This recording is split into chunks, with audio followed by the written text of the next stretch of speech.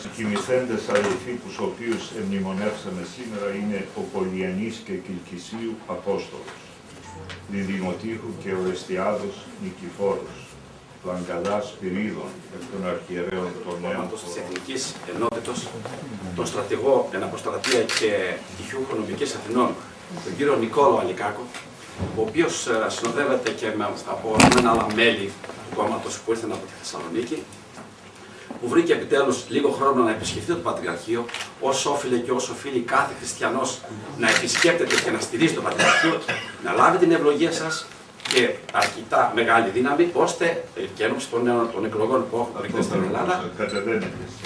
Βεβαίως, σας ευχαριστούμε πάρα πολύ για τον χρόνο που διαθέσατε να μας δεχτείτε και να μας ευλογήσετε. Ο κύριος Αλικάκος. Ο κύριος Πρόεδρος είναι πολύ νέος για να είναι απόστρατος και συνταξιούχος. Εκτός εάν παραιτήσει η κυροθελώς προώρος για να πολιτευτεί. Όχι. Συμπλήρωσα 34 έτη στην υπηρεσία στις Ένωτες Δυνάμεις. Να μην βασκαθείτε. Πολύ νέος. Τα αναγκαιότατα θα μου επιτρέψετε.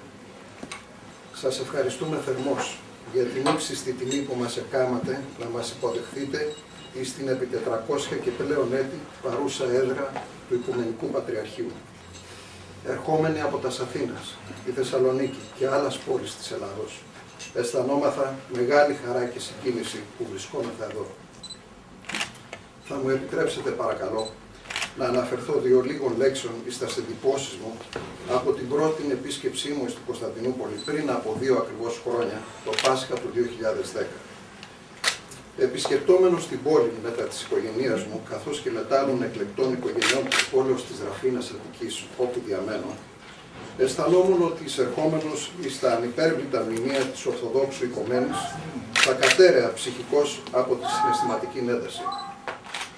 Ο εσωτερικός όμως διάκοσμος των μνημείων, το πολύβουο πλήθος με τη Βαβυλώνια ηχό, πιθανώς δεν μου επέτρεψαν να αισθανθώ αυτά τα συναισθήματα για τα οποία ήμουν προετοιμασμένος.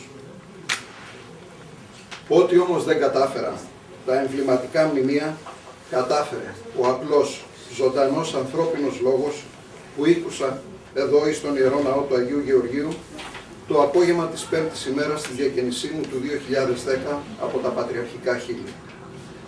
Απευθυνόμενος εσείς προς τους κατοίκους της Ραφίνας, απογόνους των προσφύγων της Τριγλίας της Βυθινίας, είπατε: «Μην απελπίζεστε από τα ερείπια και μην αποκαρδιώνεστε από τους τάφους.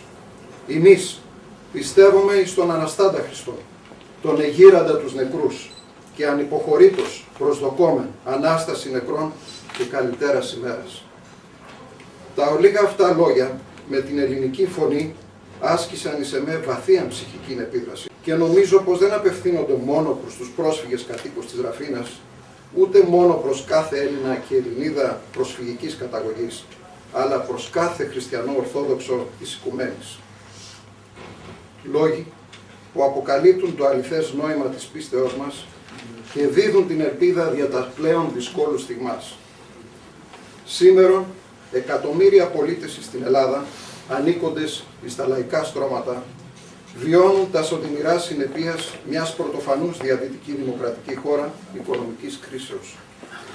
Πιεζόμενοι από την οικονομική δυσπραγία, απορούν τι έπτυξε και πώς έφτασαν τόσο γρήγορα στη αυτήν δινή κατάσταση. Εντός λίγων εβδομάδων, οι πολίτες θα κληθούν να εκλέξουν πολιτικά κόμματα και πρόσωπα για να τους εκπροσωπήσουν. Ευρίσκονται όμως υπό το κράτος απογοητεύσεως, λύπης, δισταγμού, ανησυχίας, φοβίας, αλλά και αναμφισβήτητης αμηχανίας να ειδούν ποιες είναι οι προοπτικές του μέλλοντός των. Και όπως είναι σύνηθες εις παρομοίως περιπτώσεις, η σύγχυση περί του πρακτέου είναι το φυσικό επακόλουθο. Οι πολιτικές δυνάμεις που μέχρι σήμερα άσκησαν την πολιτική εξουσία είναι ατυχώς αδύναμες να προβάλλουν και προτείνουν τελεσφόρους λύσεις, ενώ δείχνουν ασυγχώρητον αιμονή προς τα σολεθρίους πρακτικάς και μεθόδους του παρελθόντος. Ο Σύνδεσμος Εθνικής Ενότητας είναι ένα νέο πολιτικό κόμμα που ιδρύθηκε στην Αθήνα την 29 Νοεμβρίου 2011, ημέρα των εισοδίων της Παναγίας, κατόπιν πρωτοβουλίας Ελλήνων αποστράτων αξιωματικών των ενόπλων δυνάμεων και των σωμάτων ασφαλείας. οι οποίοι, ανησυχούντες βαθύτατα, έκριναν ότι πρέπει να δραστηριοποιηθούν πολιτικώς στο πλαίσιο του ελληνικού συντάγματος και του δημοκρατικού πολιτεύματος.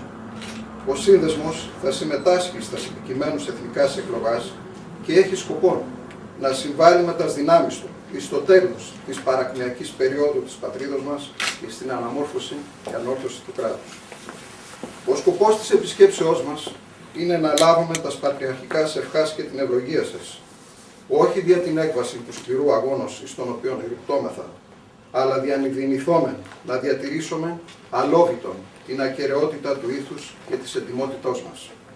Να μην παρασυρθούμε εις πολιτικούς χειροσκοπισμούς, εγωισμούς και εις προσωπικά συμφέροντα και εν τέλει καταστόμεν με τας πράξεις μας βλαβερή και επιζήμη για την προσφυλή πατρίδα μας.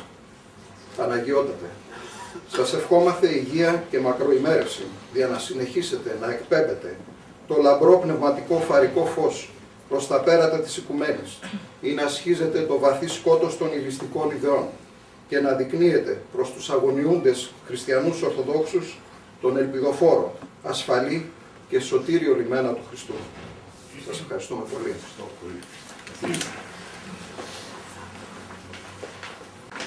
Σας συγχαίρω για την πίστη και την ευλάβεια από την οποία διαπνέονται οι λόγοι σας και εύχομαι κάθε καλό στην καινούργια προσπάθεια την οποία ξεκινάτε για το καλό της φιλτάτης Ελλάδος. Θα ξέρετε όλοι εσείς στην Ελλάδα ότι εδώ στο Πατριαρχείο παρακολουθούμε με αγωνία τα συμβαίνοντα, συμβάσκουμε μαζί σας με όλο τον ελληνικό λαό και προσευχόμεθα διαρκώς και διακαώς να μπορέσει η Ελλάδα να ξεπεράσει την σημερινή κρίση και να επανέλθει την τροχιά της, των δρόμων της, των δρόμων των πεπρωμένων της φυλής μας, διότι η Ελλάδα είναι αξία καλύτερας τύχης, όχι μόνο στην πολιτική σταδιοδρομία την οποία ξεκινάτε να έχετε επιτυχία, αλλά και στην οικογενειακή σας ζωή και εσείς και όλοι οι συνάδελφοί σας να έχετε όλα τα καλά του Θεού και να δούμε όλοι μαζί καλύτερες μέρες για το έθνος. Σας ευχαριστούμε για την ανοχή.